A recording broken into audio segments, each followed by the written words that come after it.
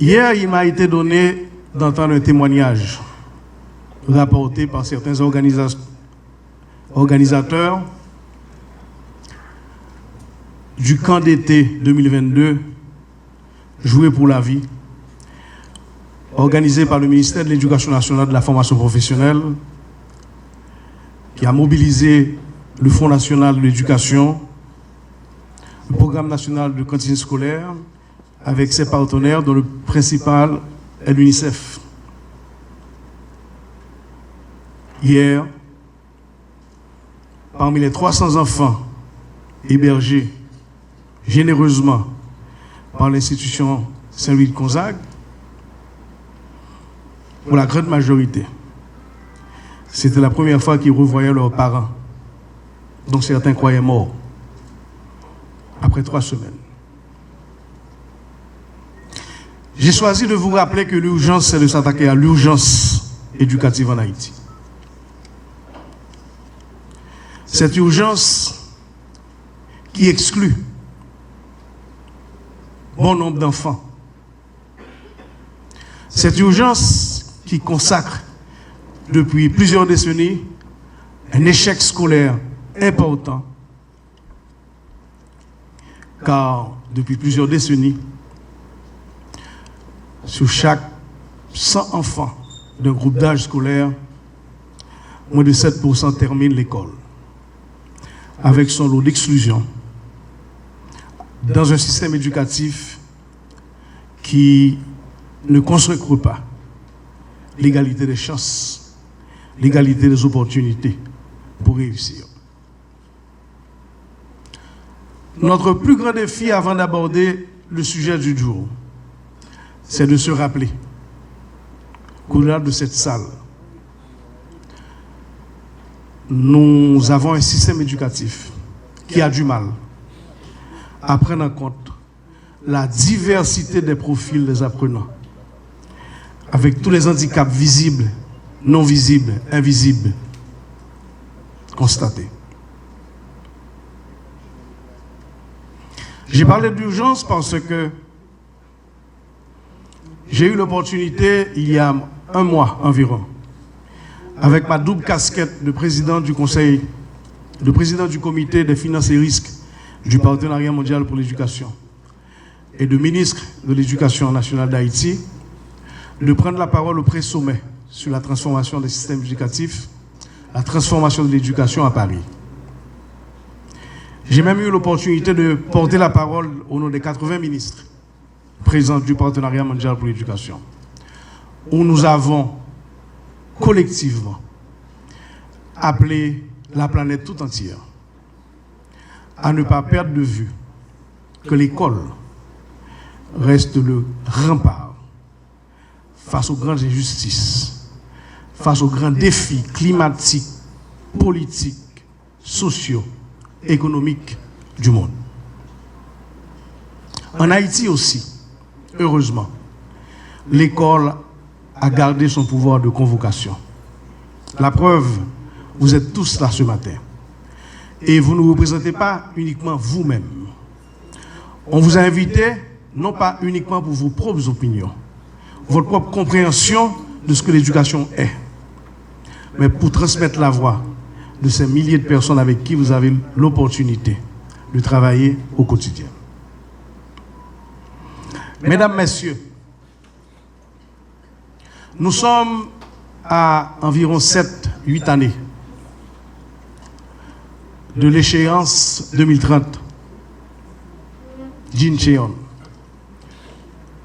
où le monde entier avait fait un grand pari au niveau des objectifs de développement durable 4. Non seulement de garantir l'accès équitable à une éducation de qualité pour les filles, les garçons, mais aussi d'assurer un apprentissage utile des compétences de vie réelles tout au long de la vie. Au cours de ces 3 jours d'atelier,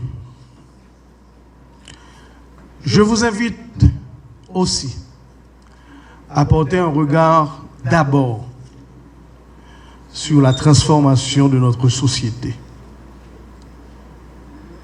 on ne saurait véritablement prendre la mesure des enjeux si on ne prend pas le temps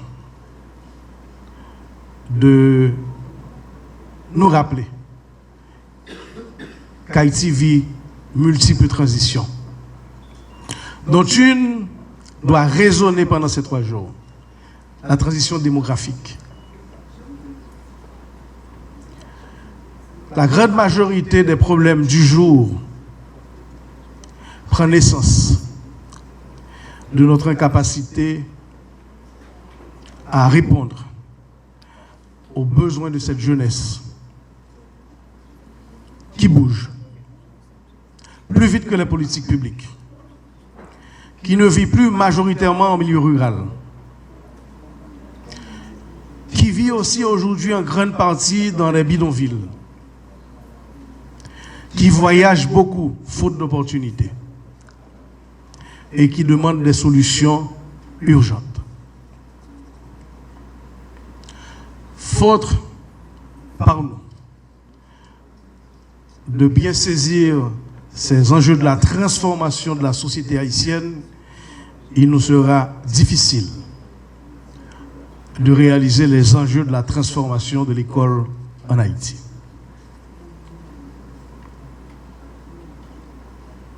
Évidemment, les pratiques, le vécu des citoyens bougent plus vite que les politiques publiques. Mais il nous faut les rattraper, il nous faut les comprendre, il nous faut les modéliser et apporter des solutions concrètes.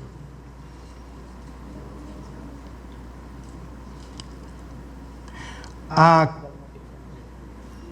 moins de 8 années de l'échéance 2030,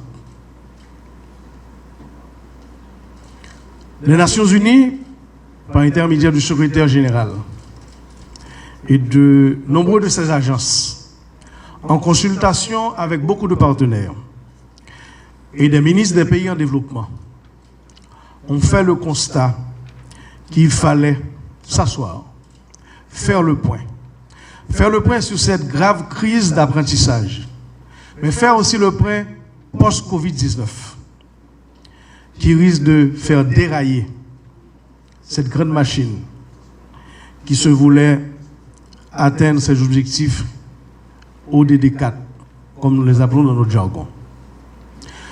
Et faire le point aujourd'hui, c'est nous assurer qu'on prend les bonnes décisions pour rattraper, pour corriger et pour accélérer.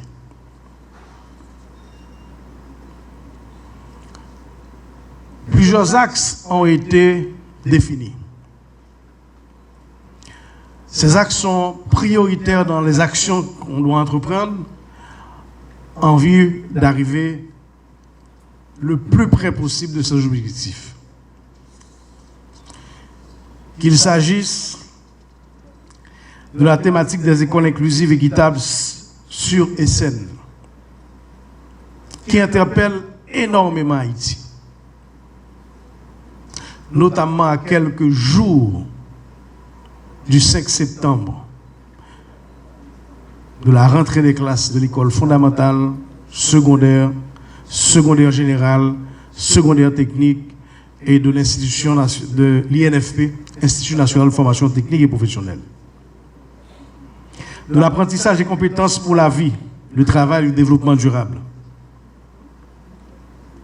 De l'apprentissage numérique et transformation. Des enseignements, enseignants et professions enseignantes. Et le financement de l'éducation. Je vous invite, quoique vous serez réunis dans 5 ateliers différents, à ne pas perdre de vue la transversalité et l'implication de ces 5 thèmes. Je conclurai en disant que le ministère de l'Éducation nationale et de la formation professionnelle, fort de l'appui de l'ensemble de ses partenaires, notamment la coopération des agences des Nations Unies présentes en Haïti,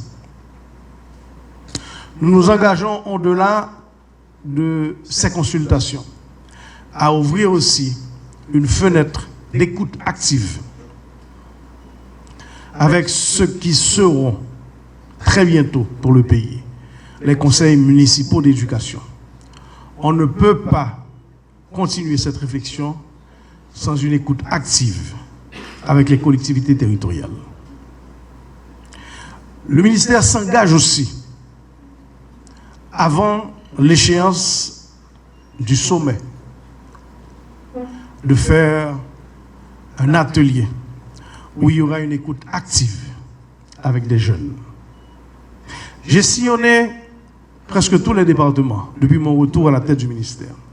J'ai pris le temps, j'ai pris le soin d'écouter nos écoliers, nos jeunes.